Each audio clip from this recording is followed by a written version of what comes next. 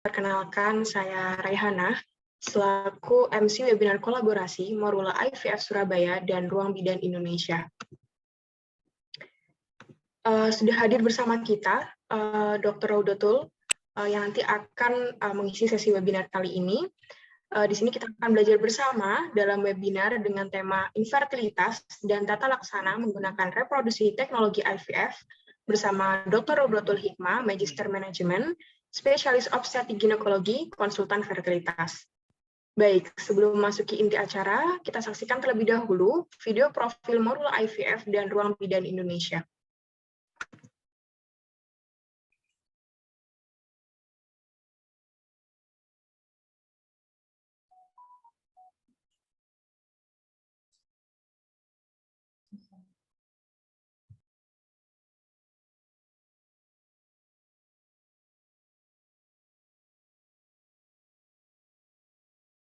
Salam sejahtera bagi kita semuanya. Om Swastiastu, Namo Buddhaya, salam kebajikan. Halo Moms and Dads, salam dua garis. Saya Dr. Ivan Rizal Sini, founder dan Dr. Obgyn Morula IVF Indonesia. Percayalah, kehadiran Moms and Dads hari ini adalah bagian dari ikhtiar atau usaha yang dilakukan untuk mewujudkan impian memiliki buah hati yang sehat. Seperti saat ini, Moms and Dads bisa bertanya langsung seputar kesuburan dan program bayi tabung kepada dokter Obgyn terbaik kami dan juga mendengarkan cerita sukses para pasien. Ini semua adalah bagian dari proses yang harus dijalani. Trusted, advanced technology, and caring adalah 3 pilar utama kami. Dengan dukungan teknologi terbaik, Morula IVF Indonesia berkomitmen membantu meningkatkan kualitas hidup Anda, menghadirkan bayi yang sehat, melalui layanan dan treatment yang kami berikan untuk mewujudkan keluarga yang sehat. The quality of life. Selamat datang di Morula IVF Indonesia. Start now, keep strong, and miracle happens.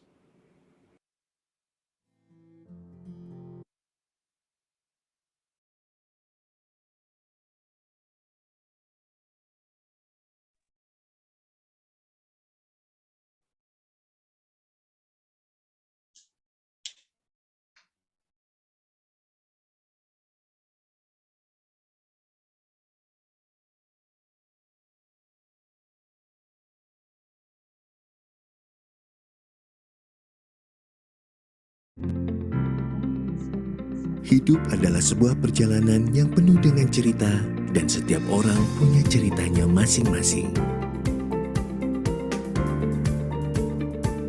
Awal cerita hidup kita dimulai sebelum kita terlahir dan terus berlanjut. Setiap langkah yang kita ambil menentukan jalan hidup kita.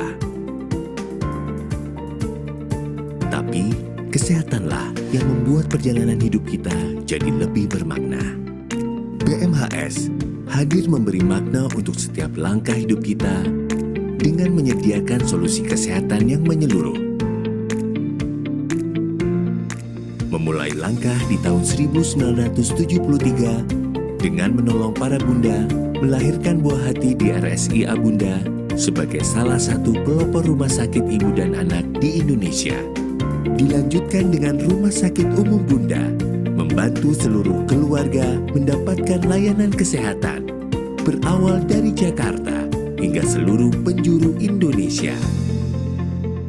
Wujudkan mimpi sepasang suami istri untuk dapatkan buah hati melalui Morula, klinik kesuburan terbesar di Indonesia, dan turut memajukan analisa kesehatan di Indonesia dengan terobosan baru teknologi pemeriksaan genetika dari Laboratorium Diagnos. BMHS setia menemani keluarga untuk mewujudkan hidup yang lebih bermakna. From embryo and throughout life.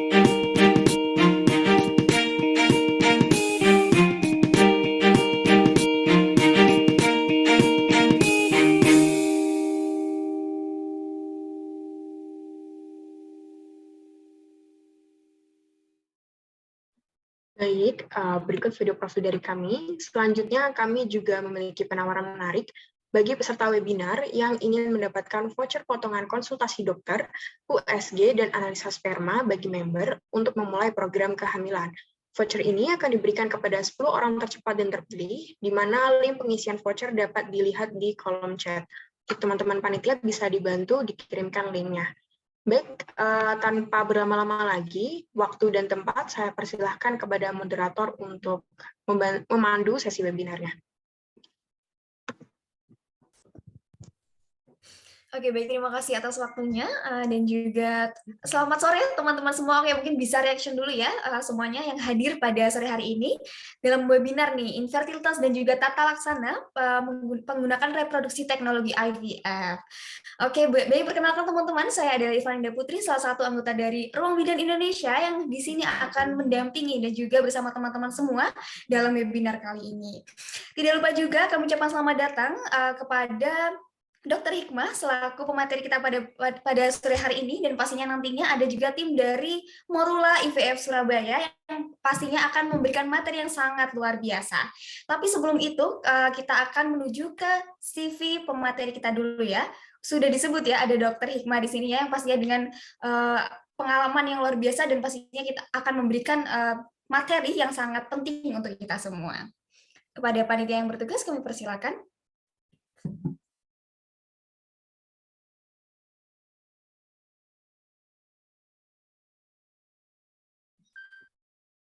Ya.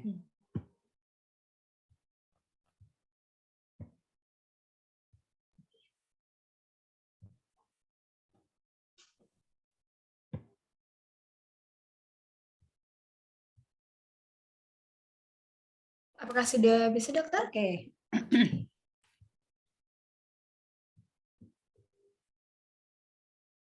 Infertilitas dan tata laksana reproduksi teknologi dengan IVF ya. Nah, infertilitas itu apa? Kalau kita sekilas, infertilitas itu adalah orang yang nggak punya anak, gagal untuk punya anak ya, sekilas. Ternyata infertilitas itu banyak macamnya ya. Ada primer, sekunder, dan idiopatik ya.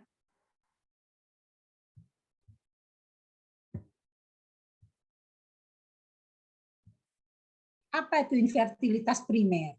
Infertilitas primer itu kegagalan suatu pasangan untuk mendapatkan kehamilan sedikitnya 12 bulan dengan berhubungan teratur dan tanpa kontrasepsi. Jadi kalau pakai kontrasepsi setahun tidak punya anak, belum namanya infertilitas ya.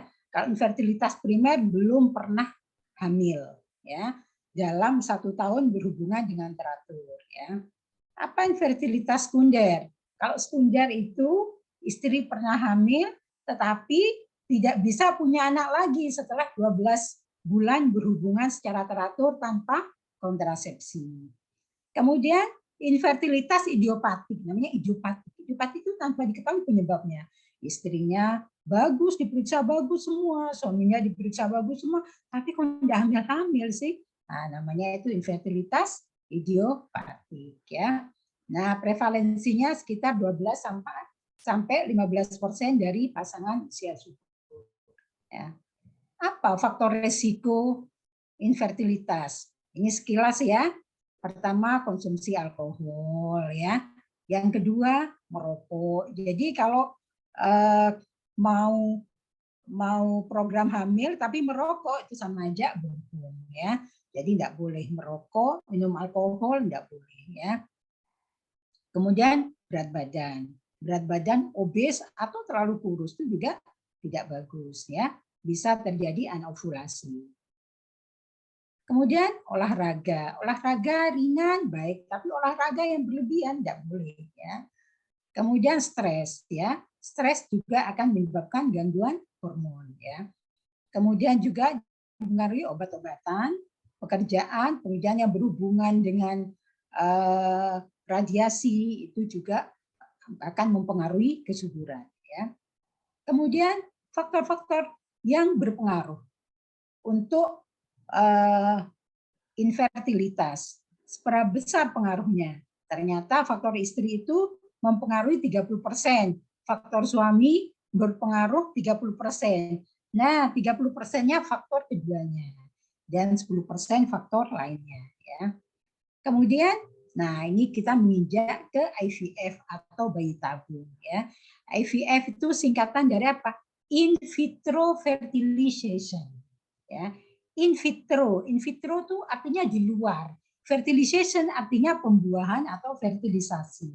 Jadi program bayi tabung itu adalah di mana terjadi fertilisasi buatan yang di luar rahim. Nah, kemudian setelah terjadi fertilisasi, 1 atau 2 embrio dimasukkan kembali ke dalam rahim. Ya, nah itu sekilas ya, secara garis besar. Ya. Nah, sebelum menginjak kepada IVF, saya ingin memberi sedikit gambaran bagaimana kehamilan terjadi secara normal ya. Nah, sebagaimana kita ketahui ya, terjadinya kehamilan itu dimulai dengan ovulasi dari oosit ya. Jadi di indung telur ini, di ovarium ada yang folikelnya matang ya atau matur, terjadi ovulasi kemudian masuk ke dalam tuba ya. Kemudian sementara itu sperma waktu berhubungan sperma akan masuk ke dalam, kemudian akan mencapai tuba, akhirnya terjadi fertilisasi di tuba, terutama di pars ampularis ya. Setelah terjadi fertilisasi, akhirnya kembali lagi terjadi implantasi di dalam endometrium dalam 6 sampai 7 hari ya. Tapi perlu diketahui ya, oosit atau telur yang terjadi ovulasi ini umurnya hanya 1 hari. Tiap bulan itu hanya 1, kadang kanan, kadang kiri bergantian.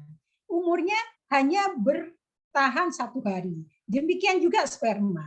Sperma kalau sudah masuk ke dalam kemaluan ya, masuk ke serviks, bertahannya berapa? 2 kali 24 jam.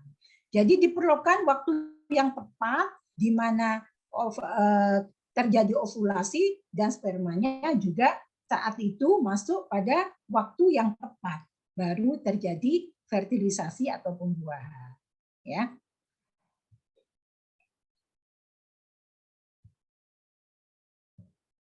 Nah, kemudian sistem fertilisasi yang lain adalah inseminasi ya. Inseminasi itu bagaimana prosesnya? Ya, kita pernah mendengar ya IUI atau inseminasi ya. Jadi telur yang ada atau di ovarium, oosit yang ada itu dibesarkan 1 sampai 3. Jadi kalau pada natural cycle itu hanya 1 aja yang ovulasi yang dikeluarkan, tapi pada inseminasi itu bisa 1 atau sampai 3 yang matang.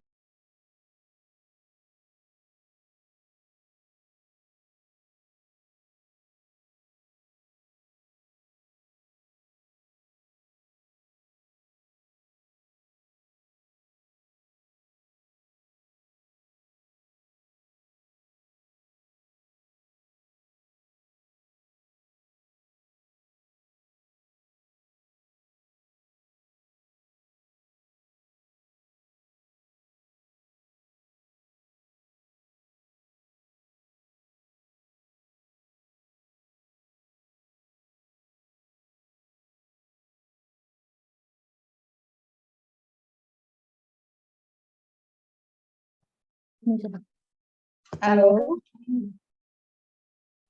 Halo dokter. Ini sudah ini. Maaf ini saya pakai yang ini aja ya. Oke, baik dokter.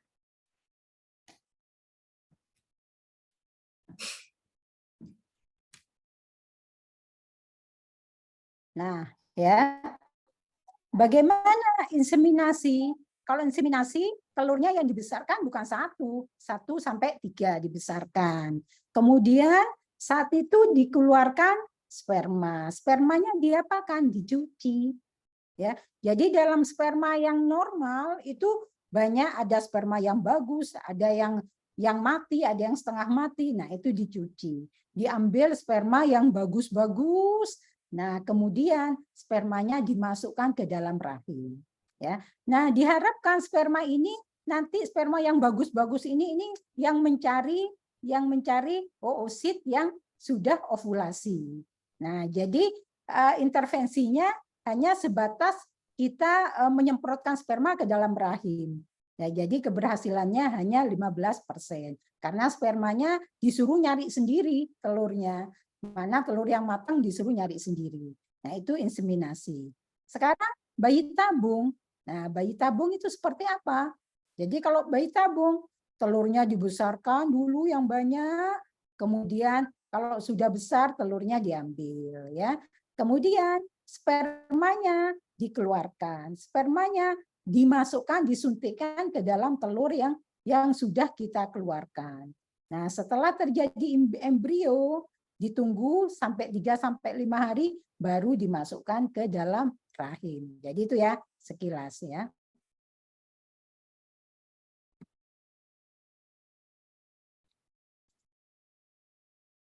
Nah, kapan diperlukan bayi tabung atau IVF? Pertama, faktor sperma ya.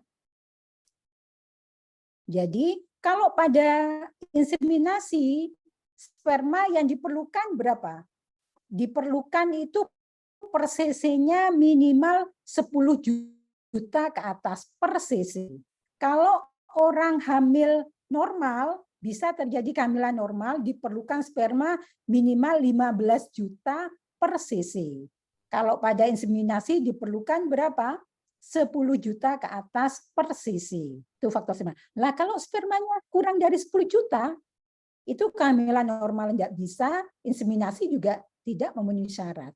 Ya, maka diperlukan bayi tabung. Kenapa bayi tabung? Karena bayi tabung cukup yang diambil hanya 1, 2, 3, 4, 5 sesuai dengan jumlah telur. Kalau telurnya 10, yang diperlukan hanya 10.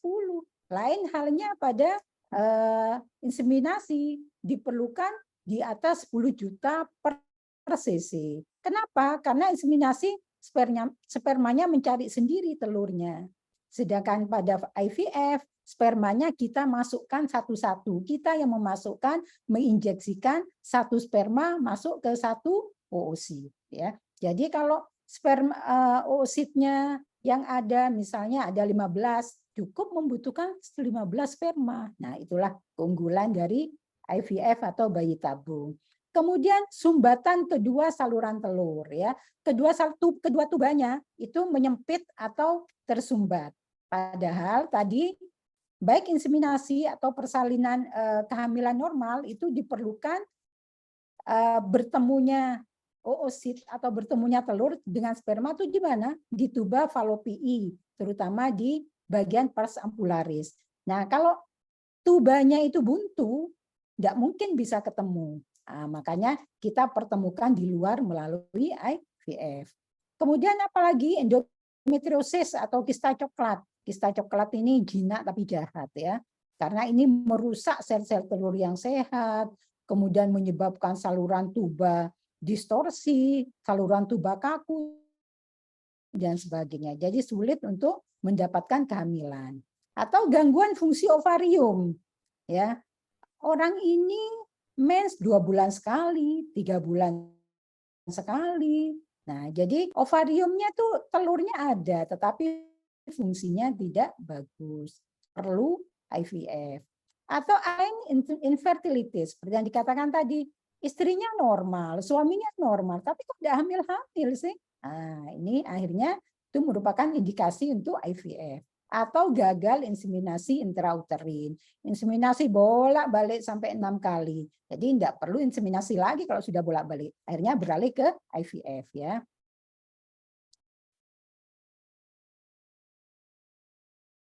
Tidak bisa.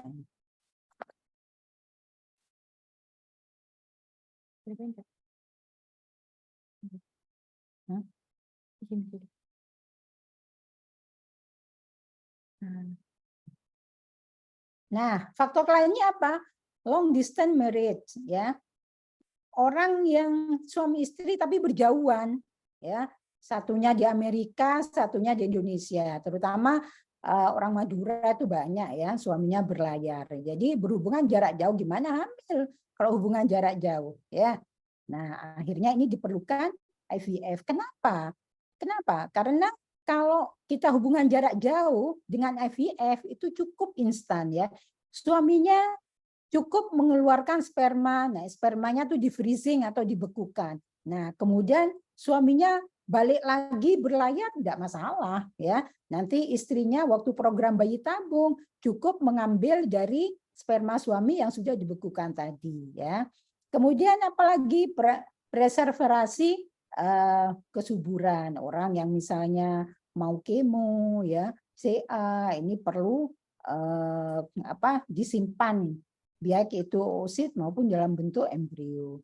Atau pencegahan penyakit genetik. Orang itu tiap melahirkan anaknya mesti cacat, ya pasti cacat. Melahirkan lagi cacat. Nah, ini waktunya untuk bayi tabung. Kenapa? Karena pada bayi tabung itu bisa dipilih mana embrio yang tidak mengandung penyakit genetik. Itu bisa dipilih ya. Atau disfungsi sosial, ya seksual, tidak bisa berhubungan. Atau vaginismus yang perempuan. Perempuannya itu tiap berhubungan dia rigid ya, tidak bisa membuka, tidak bisa merelaksasi vaginanya. Jadi tidak bisa berhubungan ya. Nah, apa tahapan-tahapan bayi tabung? Pertama, pemeriksaan USG ya. Jadi kita tahu terutama ini pada saat men hari kedua. Saat men hari kedua itu semua kondisi basal. Jadi telurnya ada berapa itu, kanan berapa, kiri berapa, hormonnya juga diperiksa. Saluran telurnya perlu diperiksa kalau ada hidrosalping perlu ya, kalau enggak perlu ya. Spermanya juga diperiksa. Spermanya ada enggak yang bisa dibuat untuk IVF ya. Kemudian setelah itu yang kedua, penyuntikan obat untuk membesarkan telur, kemudian penyuntikan obat penekan hormon dan sebagainya ya. Nah, pertama setelah diperiksa men hari kedua terutama ya, sudah diketahui oh telurnya misalnya ada 10, kanan 6, kiri 4 misalnya ya. Terus hormonnya diketahui sudah diperiksa AMH-nya berapa, FSH-nya berapa, LH-nya berapa, sudah diketahui dia semua. Nah, kita akhirnya menentukan ini obatnya apa untuk membesarkan sel telur ini. Jadi dengan mengetahui data dasar dari pasien, kita tahu jenis obat yang akan kita suntikkan untuk membesarkan telur dan dosisnya. Ya, dan dosisnya. Nah, ini obat-obatannya. Ya, kita memilih, tidak semua kita memilihnya sesuai dengan kondisi pasien. Disuntikkan mulai biasanya men hari kedua atau men hari ketiga. Disuntikkan di mana? Di perut. Nah, ini sudah dikondisikan agar pasien bisa menyuntikkan sendiri. Suntikannya mudah. Ya. Jadi pasien tahu cara menyuntikkan. Dengan kita ajari, pasien bisa tahu cara menyuntikkan. Jadi tidak perlu ke rumah sakit. Tinggal menyuntikkan sendiri ya. Kemudian setelah itu menyuntikkan obat menekan hormon karena di tubuh itu ada hormon endogen ada ya. Nah, itu kalau tidak ditekan hormon itu akan merusak atau mengacaukan hormon-hormon yang kita kendalikan. Kita kasih obat untuk membesarkan telur. Nah, itu membesarkan telur itu dengan pengendaliannya tuh siapa? Dari kita. Ya. Kalau hormon dari dalam itu tidak ditekan, itu bisa kacau. Jadi perlu menekan hormon endogen ya. Ini obatnya ya. Sama penyuntikannya juga di perut ya. Nah, ini. Setelah kita suntikkan obat-obat untuk membesarkan telur, coba lihat. Kalau pada siklus normal, kita yang besar tuh hanya 1 tiap bulan, kadang kanan, kadang kiri, bergantian. Kalau itu pada inseminasi yang membesar 1 sampai 3. Tapi coba lihat, pada IVF semua dibesarkan. Semua dibesarkan. Kita bisa tahu nih, yang kanan, yang kiri berapa banyak, yang kanan berapa banyak, dan semua ini kita besarkan sesuai dengan pengendalian kita, ya. Nah, ini ya. Nah, kita besarkan 4 kali kita suntikkan, kemudian kita monitor. Jadi tidak asal menyuntikkan. Tiap 4 kali kita suntikkan, kita monitor. Oh, ternyata kurang besar, kita suntikkan 4 kali lagi. Ya, kita kendalikan juga, periksa juga hormonnya. Jangan sampai hormonnya berlebihan karena akan berbahaya pada si ibu. Ya, coba lihat, begitu banyak folikel yang dibesarkan. Ya, nah itu bedanya dengan kehamilan normal dan kehamilan melalui inseminasi. Ya, jadi pada IVF kita bisa menyimpan telur, bisa menyimpan embrio. Ya, kalau kita beruntung karena banyak telur yang kita dapatkan, kita bisa menyimpan embrio. Ya, lain halnya pada inseminasi, tidak ada yang disimpan. Ya, tapi ini juga obatnya mahal untuk membesarkan telur. Tapi keuntungannya karena telurnya banyak yang kita dapat itu bisa kita simpan. Ya. Nah, setelah telurnya besar, ya sudah matang, minimal 3 yang matang minimal, bisa belasan, ya bisa kalau orangnya muda bisa sampai 20, ya yang normal 10 sampai 15. Setelah besar, setelah matang, pengambilan telur atau ovum pick up, ya atau ovum, ya. Nah, kita masukkan jarum untuk mengambil telur, ya. Telur-telur yang besar ini diambil, diaspirasi, diambil dengan guiding USG, diambil, masukkan ke tabung, ya. Ambil lagi, masukkan ke tabung. Ada berapa ini? Oh, kiri ada 10 ya, ambil, masukkan tabung, ada 10. Setelah itu pindah ke kanan, ya. Seperti itu, diambil semua, ya. Kemudian setelah diambil, sebelumnya harus ada persiapan sperma. Harus ada persiapan sperma. Jangan sampai sudah opu, oh spermanya ternyata enggak keluar. Nah, itu enggak boleh, ya. Nah, coba lihat ini sekilas tentang persiapan sperma. Nah, sorry. Nah, sperma normalnya ini ya. Yang kita lihat apa? Yang kita lihat jumlah, kemudian gerakan atau motilitas, kemudian juga morfologi atau bentuk, ya. Nah, konsentrasi sperma yang normal gimana? Lebih dari 15 juta per cc. Ya. Motilitasnya yang sangat baik dan baik minimal 40% dan morfologi normalnya minimal 4%. Jadi kalau konsentrasinya kurang namanya apa? Oligospermi. Kalau motilitasnya yang kurang namanya apa? Astenospermi. Kalau bentuknya yang kurang namanya teratozoospermi. Kalau tiga-tiganya tidak normal, oligoastenoteratozoospermi.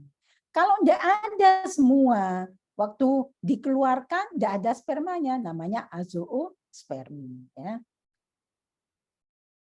Nah, pada azoospermi kita cari sampai dapat ini. Dicarinya di mana? Cari dululah di salurannya, namanya PESA. Ya. Di salurannya tidak ada, cari di testisnya. Ada enggak? Kalau ada, nah itu bisa dibuat IVF, ya. Ini untuk azoospermi atau UAT yang berat, ya. Nah, setelah sperma siap, kemudian diopu tuh diambil, dipanen telurnya, akhirnya tibalah fertilisasi atau pembuahan. Jadi telurnya diambil di luar, spermanya juga diambil, kemudian kita buat fertilisasi, kita sendiri yang membuat. Makanya namanya IVF, in vitro fertilization, pembuahan di luar. Kita ambil satu sperma, kita masukkan telur. Kita ambil satu sperma, kita masukkan telur. Itu namanya intracytoplasmic sperm injection. Jadi spermanya itu dimasukkan sampai ke sitoplasma.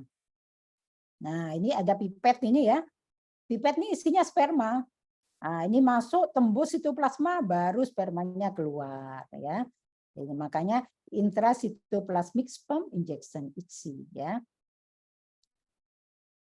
Nah, kemudian setelah ITSI dibiarkan ya masuk inkubator ya. Jadi biarkan ini membelah ya 3 sampai 5 hari ya.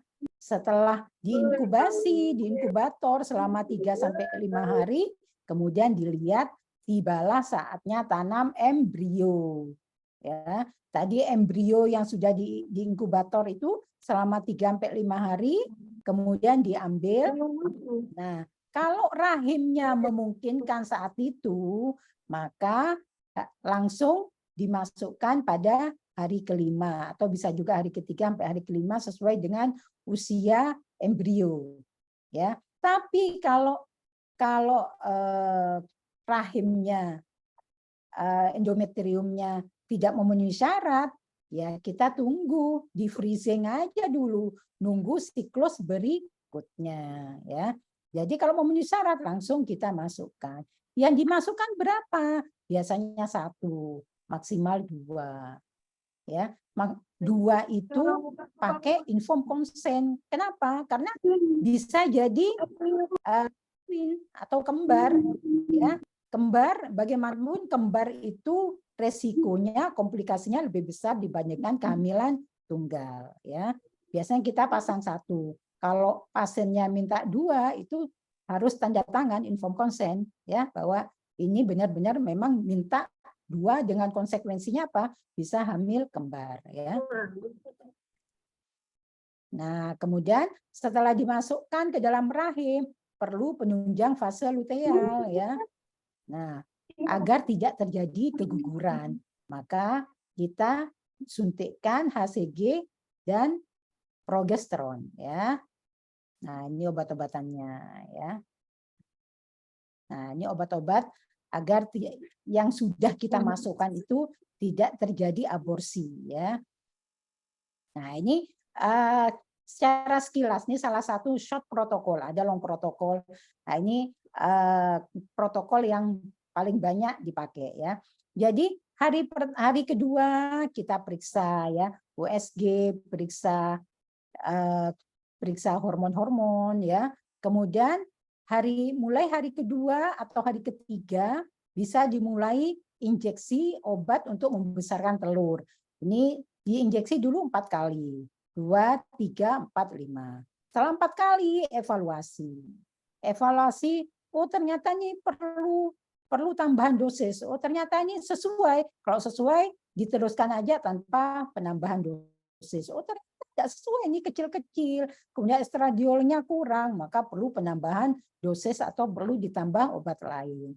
Injeksi lagi sampai 4 kali. Setelah 4 kali injeksi dilihat di USG ya. USG oh ternyata sudah cukup, maka kita injeksi obat pematangan oosit ya. Setelah dikasih obat pematangan oosit, kemudian 36 jam kemudian apa? Diopu ya. Setelah diopu kita lakukan fertilisasi, kemudian diinkubasi 3 sampai 5 hari ya. Biasanya kita sampai 5 hari kemudian kita kita embrio transfer atau penanaman ya. Penanaman embrio atau embrio transfer. Setelah kita tanam, kita kasih obat-obatan penunjang fase luteal ya. 16 hari setelah OPU kita cek beta CG hamil apa enggak. Nah, itu sekilas ya. Sederhana, sepertinya sederhana, tapi sebenarnya tidak sesederhana itu. Ini gambaran ya, karena mungkin kita tahu bayi tabung tapi enggak ngerti bayi tabung itu apa ya. Nah, komplikasi bayi tabung. Jadi komplikasi bayi tabung itu tidak selalu aman, ada juga yang mengalami komplikasi. HSS ini hiperstimulasi sindrom ya. Biasanya orangnya masih muda atau PCOS ya. Jadi kita harus benar-benar mengatur dosisnya. Atau orangnya kurus. Nah, itu mudah terjadi OHSS. Komplikasi yang lain apa? Kehamilan ganda. Kehamilan ganda itu menyebab ada yang mengatakan itu komplikasi, tapi ada yang mengatakan itu memang diharapkan ya. Bisa juga infeksi, perdarahan dan sebagainya ya, tapi ini jarang ya. Nah, apakah bayi tabung selalu berhasil? Tidak selalu. Yang paling terkait erat dengan keberhasilan bayi tabung atau IVF adalah usia pasien dan kondisi medis. Tapi yang paling berpengaruh adalah usia pasien. Usia kurang dari 5 tahun keberhasilan bisa sampai 40-50%, ada yang bilang gitu ya. Lebih dari 35 sampai 40 sampai 30%. Lebih dari 40 keberhasilannya sampai 10%. Jadi tambah usia tambah tua keberhasilannya tambah turun ya. Nah, faktor yang mempengaruhi keberhasilan bayi tabung apa? Yang pertama umur istri. Yang kedua cadangan atau respon ovarium. Jadi biasanya umur istri itu biasanya selaras dengan cadangan ovarium. Makin tua umur istri, cadangan ovariumnya makin rendah.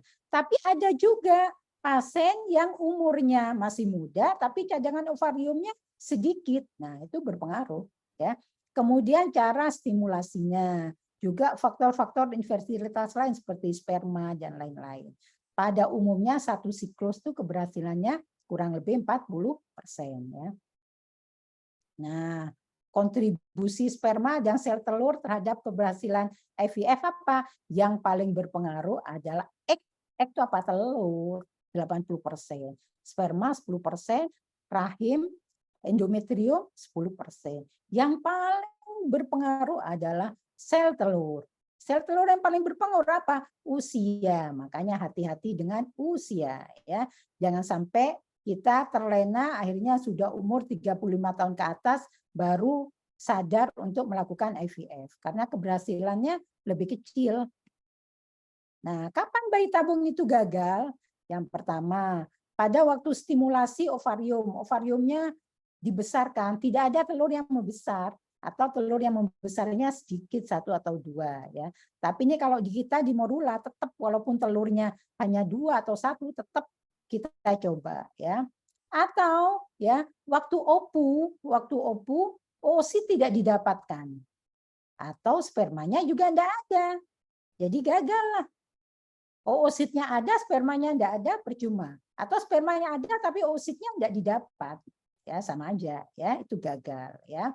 Atau fertilisasinya gagal atau isinya gagal ya. Spermanya ada, oositnya ada tapi isinya gagal.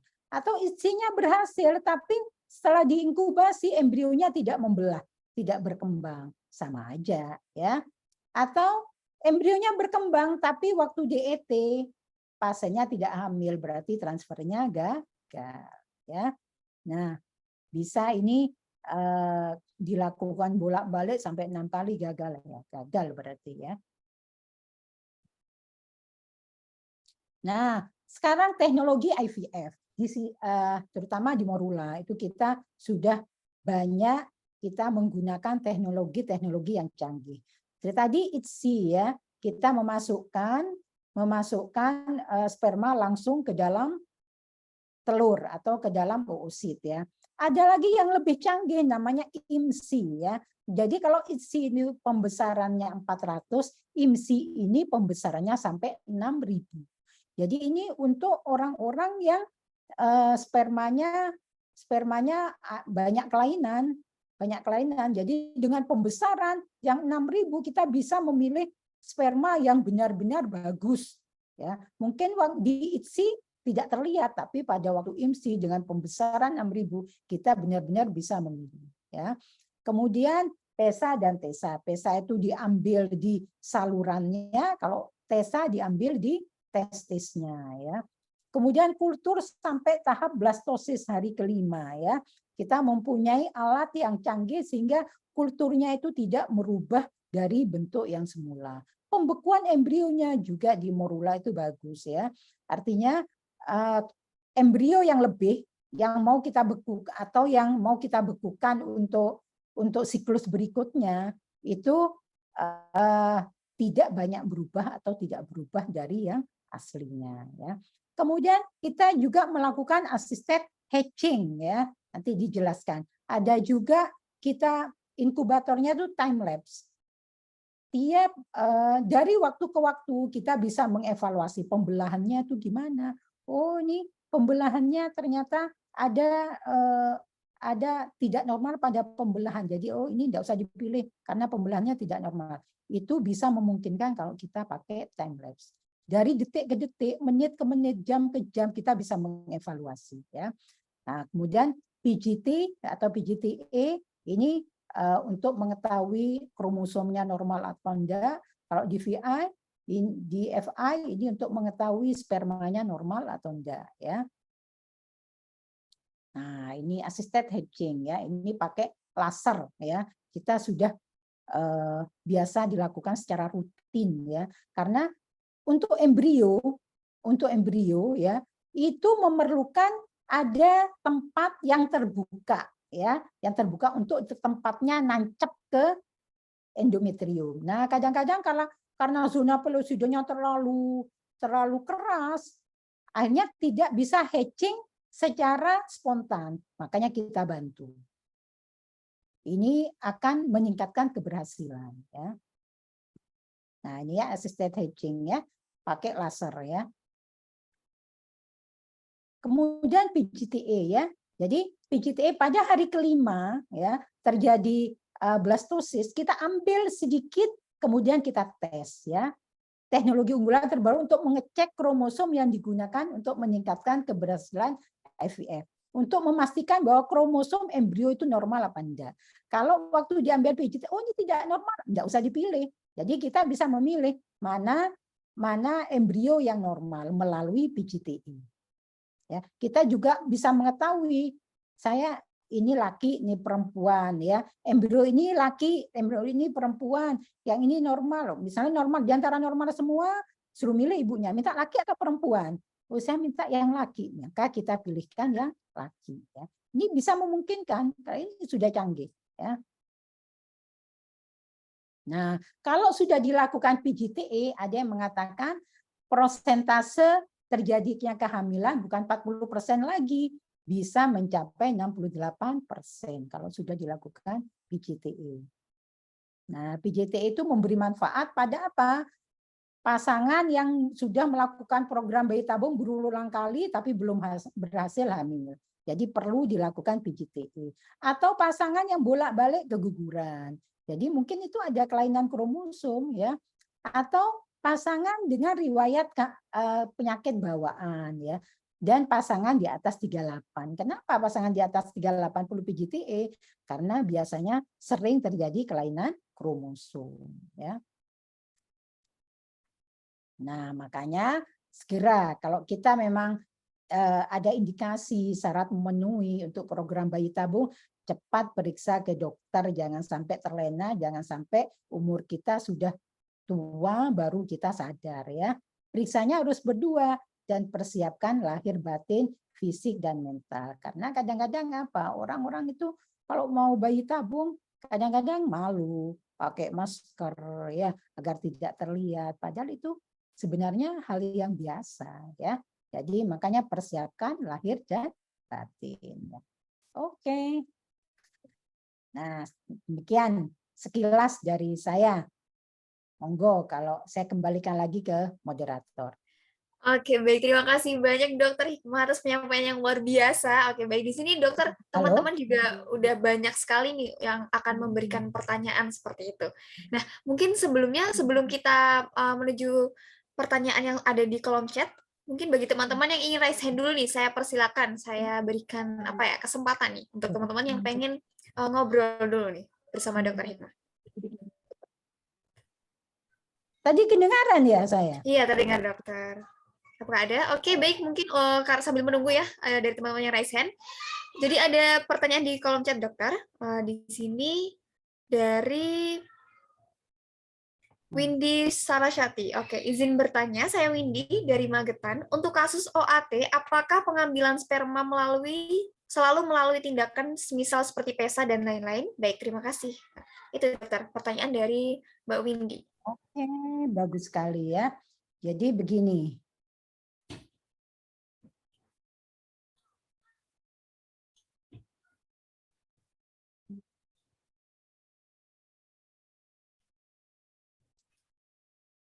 Nah, gini ya. Jadi waktu OPU waktu OPU ini langsung dilakukan fertilisasi antara telur dengan sperma. Ya, jadi pastikan waktu OPU itu ada. Pada OAT yang berat, ya, pada OAT yang berat, kita coba sebelumnya untuk freezing sperma. Ya, dikeluarkan spermanya, kalau ada, oh ini ada satu, freezing. Coba lagi keluarkan berapa hari kemudian, coba keluarkan lagi, freezing lagi. Oh ini ada 5 misalnya, kita freezing lagi. Kemudian coba lagi yang jelas, pada saat OPU ini harus ada cadangan sperma. Ya. Nah kalau saat OPU ini kita sudah punya cadangan sperma, nah kita coba saat OPU ini yang laki mengeluarkan sperma. Kalau spermanya tidak ada, maka kita ambil dari sperma yang sudah di freezing sebelumnya. Ya. Kalau tidak ada sperma yang di freezing sebelumnya, kita lakukan PESA dan TESA. Kita tetap lakukan. Nah, makanya kalau bisa PESA dan TESA itu, PESA juga dilakukan sebelum OPU. Sebelum OPU itu harus ada cadangan sperma yang di freezing. Kenapa? Takutnya saat OPU walaupun di PESA, di TESA kita tidak menemukan. Bisa enggak? Bisa. Ya, makanya sebelum OPU itu pastikan ada sperma cadangan pada orang yang OAT berat. Ya, bisa dilakukan freezing, kita kolek sperma ya, kita keluarkan dapat berapa hari kemudian keluarkan lagi dapat berapa. Kalau itu enggak tetap menemukan, tetap kita lakukan PESA dan TESA sebelum OPU. Kemudian kita freezing ya. Nah, kalau pada OPU nanti keluar ya alhamdulillah, kalau enggak kita ambilkan dari sperma yang sudah kita freezing. Jadi apa selalu melalui PESA TESA? Enggak selalu. Enggak selalu. Makanya kalau ada orang yang OAT, lebih amannya kita melakukan freezing sperma sebelumnya sebagai cadangan seandainya saat OPU itu tidak bisa keluar sperma. Ya. Tapi kalau kita sudah ada cadangan sperma yang sudah di freezing ya, saat OPU kita coba keluarkan lagi melalui masturbasi ternyata keluar spermanya, maka yang diambil itu adalah yang fresh, yang baru keluar itu. Kalau yang fresh tidak ada, baru diambilkan yang di freezing. Ya. Kalau yang di freezing itu tidak ada, kita terus lakukan sampai PESA dan TESA ya. Kita cari di salurannya tidak ada, kita cari di testisnya. Pernah enggak ketemu? Pernah enggak ketemu. Jadi apa? Akhirnya walaupun di OPU, tapi spermanya enggak ada. Akhirnya apa? Freezing oosit. Oositnya dibekukan. Biasanya yang di freezing itu kan embrio, ya. Kita freezing itu paling baik adalah freezing embrio, itu yang paling stabil, ya. Tapi kalau kita tidak bisa membuat embrio, akhirnya apa? Oositnya yang kita freezing. Tapi kalau oosit yang di freezing itu biasanya nanti yang bagus itu biasanya 80% dari yang kita freezing. Ya. Jadi gitu ya. Jadi belum tentu ke PESA atau TESA, belum tentu. Ya. Bisa aja kita kolek sperma. Kita keluarkan nanti ada yang bagus, kita freezing seperti itu. Ya. Saat OPU kita coba keluarkan lagi. Kalau saat OPU yang dikeluarkan fresh ada, maka fresh yang dipakai. Seandainya waktu OPU fresh sperma tidak ada, yang diambil adalah yang freezing. Ya, gitu Mbak. Oke, baik. Terima kasih banyak dokter atas jawabannya yang luar biasa. Bagaimana dengan Mbak Windy? Apakah jawaban dari dokter Hikmah sudah sudah puas atau mungkin Mbak Windy masih ada something yang ingin ditanyakan gitu?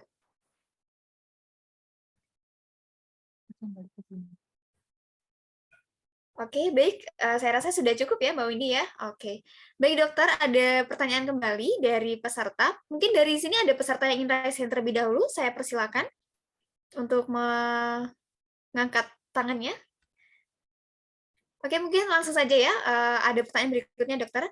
Jadi, pertanyaan dari Putri, dari Bangkalan, bagaimana tata laksana IVF pada kasus sperma yang permasalahannya berat? Misalnya pada oligoastenoteratozospermia. Terima kasih, dokter. Seperti itu. Itu sama ya dengan pertanyaan sebelumnya ya.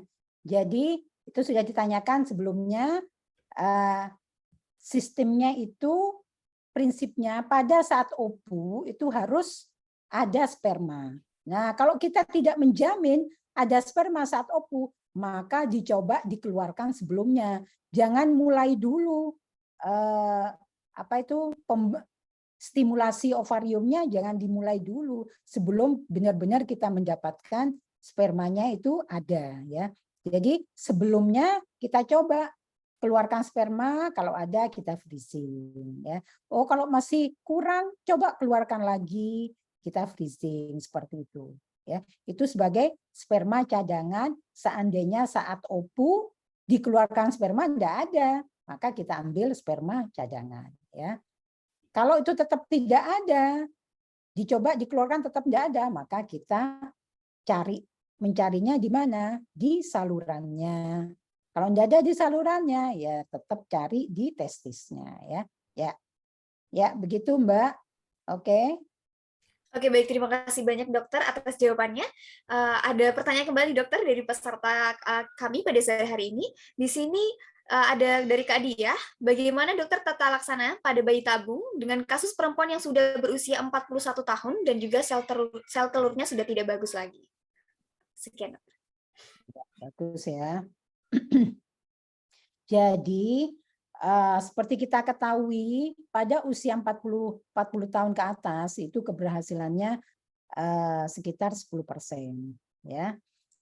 Nah, kita lihat pemeriksaan pada USG hari kedua ya. Kita lihat kalau telurnya atau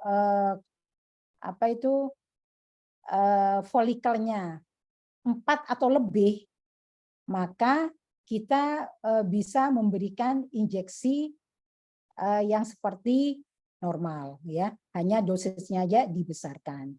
Tapi kalau sel telurnya sedikit di bawah 4, mungkin 3, 2, 1, maka dianjurkan kita tidak memakai injeksi yang berat seperti yang lainnya. Kita cukup memakai mini stimulasi. Mini stimulasi itu apa? Jadi kita besarkan telur itu pakai obat-obatan yang diminum aja. Pakai clomiphene citrat. Pernah ya tahu ya clomiphene citrat ya, seperti Dipten, Vinventil yang sering dipakai itu ya. Jadi obatnya murah justru, langsung 3 diminum sambil dievaluasi sampai membesar baru kita lakukan OPU ya. Atau seandainya folikelnya 4 atau lebih, kita injeksinya itu kita tambahkan LH ya. Dan juga kita berikan injeksi hormon pertumbuhan. Karena usia 40 tahun ke atas biasanya hormon pertumbuhannya itu berkurang. Jadi padahal itu diperlukan untuk perkembangan embrio. Makanya kita tambahkan juga injeksi hormon pertumbuhan. Kita tambahkan LH, kita memberikan hormon pertumbuhan. Kadang-kadang kita juga tambahkan juga di HEA yang itu semua diperlukan untuk pertumbuhan folikel. Karena pada usia 40 tahun ke atas itu biasanya zat-zat yang diperlukan untuk pertumbuhan folikel itu semuanya turun. Ya, makanya kita tambahkan dari luar. Lain halnya kalau usia muda kita tidak memerlukan kombinasi, tidak perlu, cukup satu preparat tunggal, injeksi tunggal ya, gonadotropin tunggal, cukup itu aja yang kita berikan. Tapi pada usia 40 tahun ke atas di mana oositnya sudah banyak penurunan, baik kuantitas maupun kualitas, maka kita memerlukan obat-obat lain, ya. Dan juga sistemnya bisa juga pakai mini stimulasi, ya. Mini stimulasi. Jadi kalau mini stimulasi itu yang didapat sedikit karena telurnya juga sedikit kan, ya. Telurnya misalnya hanya sampai 3. Kita OPU 3. Setelah itu kita coba stimulasi lagi seperti itu. Jadi tidak langsung ke embrio transfer, enggak. Tapi setelah kita dapatkan OPU, dapat OPU 1 atau 2 oosit ya. Kemudian kita lakukan fertilisasi, kita freezing. Kita stimulasi lagi dari awal. Stimulasi lagi. Setelah itu didapatkan berapa? 2 oosit, kita ambil, kita simpan lagi. Nah, kalau sudah dapat 4 atau lebih, kita bisa lanjutkan ke IT. Tapi bisa juga kita lakukan lagi, namanya collecting embryo. Ya, kita berusaha mengumpulkan embrio. Kita coba mini stimulasi sampai didapatkan beberapa embrio, baru kita lakukan IT. Ya. Jadi karena mini stimulasi dapatnya hanya sedikit, 1 sampai 3 aja. Ya. Kalau didapatkan 1, kemudian kita ET, tidak berhasil, kita gelo, ya kan? Makanya jangan di ET dulu, kita lakukan mini stimulasi lagi, seperti itu, ya. Ya. Oke, baik, terima kasih Halo? banyak dokter atas jawabannya. Oke, di sini ada lagi dokter pertanyaan dari para peserta. Mohon izin bertanya dok, saya Sinta dari Surabaya. Pada kasus PCOS yang mempunyai banyak sel telur di ovarium yang tidak matang atau dengan diameter yang kurang, jika rencana IUI atau IVF akan dilakukan injeksi pembesaran sel telur. Yang merespon terhadap obat injeksi tersebut itu sel telur yang sudah ada tapi tidak matang atau sel telur baru, seperti itu dok. Ya, bagus ya. Jadi tetap pada PCOS kita lakukan pemeriksaan pada USG hari kedua. Ya. Nah, USG hari kedua itu biasanya yang kita besarkan. Ya. Nah, hati-hati pada PCOS. Pada PCOS itu telurnya kecil-kecil tapi buahnya. Ya, tapi buahnya. Nah, karena itu nanti akan membesar semua, kita melakukan menginjeksikan gonadotropin itu pada dosis yang rendah, ya, bisa 150 atau 75 IU. Sedikit demi sedikit dan monitoringnya ketat. Kenapa? Karena kalau dosisnya terlalu banyak, ya, membesarnya cepat akan terjadi OHSS dan itu akan membahayakan pada pasien. Ya, jadi pada kasus PCOS itu harus benar-benar hati-hati. Pada kasus PCOS usia muda atau orangnya kurus itu benar-benar dosis harus dikendalikan. Ya, jadi yang dibesarkan tuh mana? Saat USG hari kedua. Nah itu telur itu yang nanti kita besarkan. Pada kasus PCOS tuh yang besar benar-benar banyak nantinya. Makanya selain kita besarkan, kita juga menekan kita injeksi hormon untuk menekan agar tidak terjadi OHSS. Kita tambahkan obat-obatan agar tidak terjadi OHSS. Memang PCOS itu menjadi perhatian khusus ya, perhatian khusus dalam melakukan stimulasi ya. Karena sering terjadi OHSS ya. Orangnya mual muntah, perutnya kembung, tegang ya. Kemudian ada cairan di dalam perutnya. Cairan itu bisa sampai ke paru-parunya, orangnya sesak. Nah, jadi OHSS itu bisa dari ringan, sedang sampai berat. Itu membahayakan pada pasien ya. Jadi khusus PCOS perhatian khusus pada saat stimulasi ya. Karena telurnya kecil-kecil tapi banyak dan itu nanti yang membesar semua. Ya. Ya, begitu ya. Oke, baik. Terima kasih banyak dokter. Itu tadi juga merupakan pertanyaan terakhir dokter dari peserta. Sebenarnya masih banyak pertanyaannya. Namun, sepertinya kami akan mempersilakan satu lagi dok kepada peserta yang bersedia untuk on mic ya pertanyaan kali ini ya. Karena tadi sudah saya bacakan pertanyaan di kolom chat. Oke, bagi para peserta, mumpung ada Dokter Hikmah nih, jadi kita bisa tanya dari narasumbernya langsung. Sayang banget kan kalau nggak bisa tanya langsung gitu loh.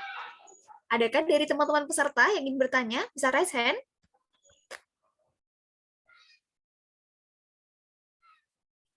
Oke, apakah tidak ada teman-teman? Oke, baik dokter. Ternyata tidak ada dari teman-teman yang bertanya. Oke dokter, terima kasih banyak penyampaian materinya yang luar biasa dan juga pastinya di sini masih banyak pertanyaan yang belum terjawab. Namun waktu kita Mohon maaf, terbatas. izin bertanya. Oke, baik Kak, silakan. Assalamualaikum. Waalaikumsalam. Cici dok dari Bangkalan dok. Untuk kasus post op adenomiomektomi itu untuk tingkat keberhasilannya berapa persen ya dok? Dan lebih disarankan untuk INSEM atau IEF? Ya, jadi Terima kasih. ya bagus ya. Pada kasus-kasus terutama adenomiosis ya, itu keberhasilannya turun sekali ya, karena pada adenomiosis itu akan mempengaruhi endometrium yang ada ya, endometriumnya jelek ya, jadi reseptivitas endometriumnya itu jelek sekali ya, makanya kita harus beritahu pada pasiennya bahwa ini bisa keberhasilannya bisa hanya 10% atau di bawahnya ya, tergantung dari keparahan adenomiosisnya ya, walaupun itu sudah dilakukan adenomiomektomi ya, tetap terutama adenomiosis atau miom yang letaknya itu di dekat atau bersinggungan dengan endometrium ya, karena nanti tempat implantasinya itu ada di endometrium. Jadi kalau endometriumnya itu kena waktu operasi itu juga akan berpengaruh pada tingkat keberhasilan ya. Dan juga reseptivitas endometrium pada adenomiosis juga sangat rendah. Biasanya kita memakai long protokol, kadang-kadang seperti itu.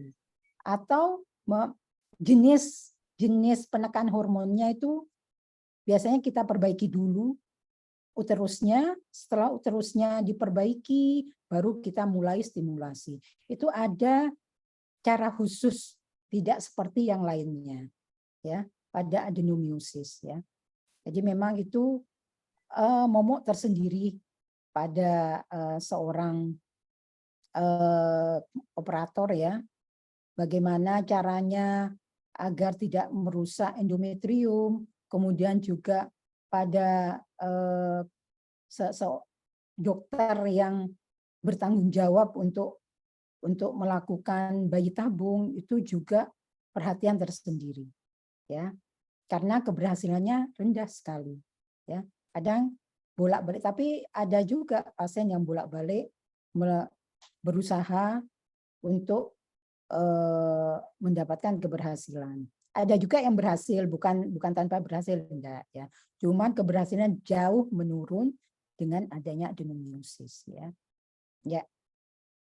Dan itu harus kita bicarakan pada pasien bahwa dengan adanya adenomiosis ini keberhasilannya sangat rendah ya. Bisa 10%, bisa turun lagi ya. Oke. Oke, baik. Terima kasih banyak Dokter Hikmah atas jawabannya yang luar biasa. Oke, karena waktu kita juga sudah selesai ya teman-teman. Padahal pertanyaan masih banyak dok, tapi sayang sekali. Nanti bagi teman-teman atau peserta. Halo kakak, boleh tanya satu lagi? Oke, mungkin once more ya. Oke, boleh silakan. Assalamualaikum warahmatullahi wabarakatuh. Selamat sore dokter. Assalamualaikum warahmatullahi wabarakatuh ya. Selamat sore. Dok, perkenalkan saya Iing dari Padang.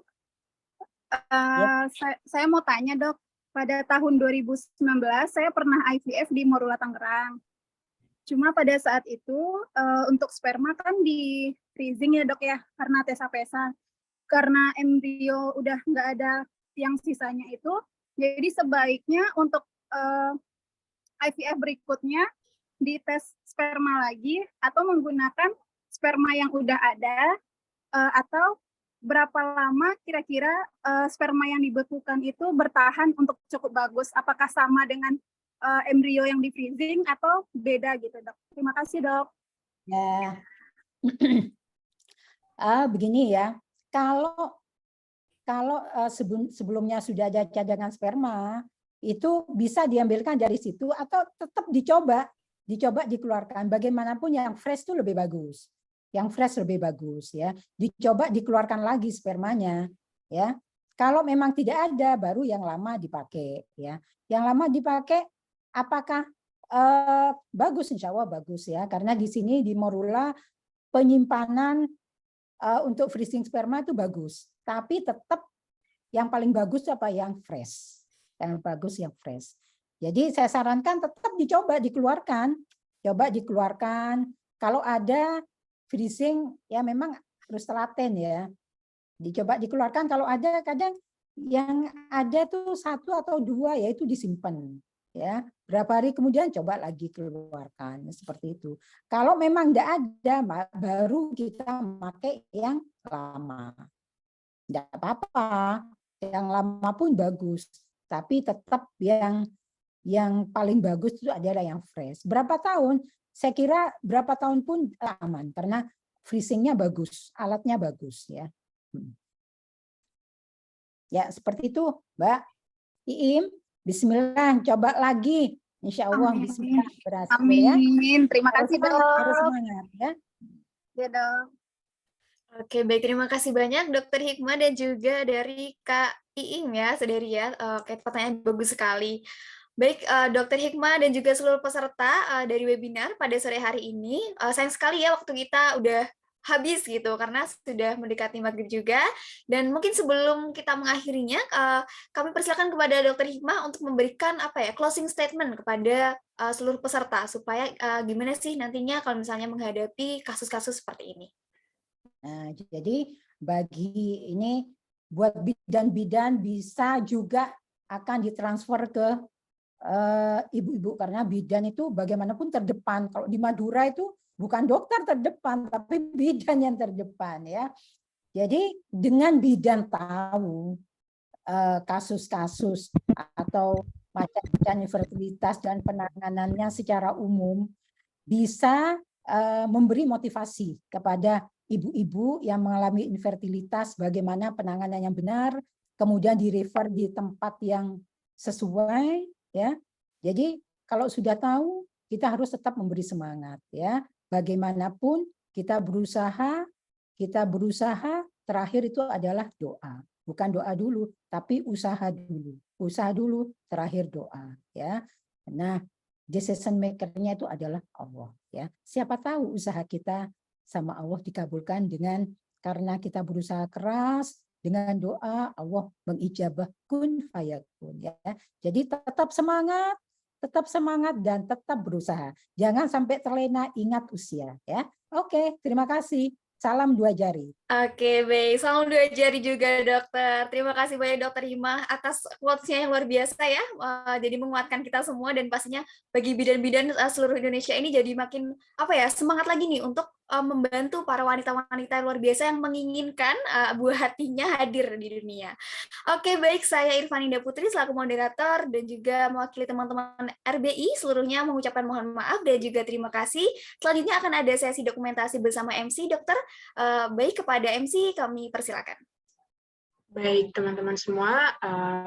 Untuk teman-teman yang bisa on kamera, bisa dibantu untuk on kamera ya, kita foto bersama Dokter Hikmah ini. Kapan lagi ya, teman-teman?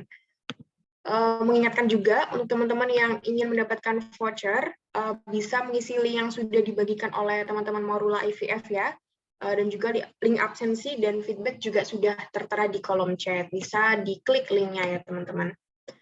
Oke, mohon dibantu ya teman-teman panitia, kita foto bersama.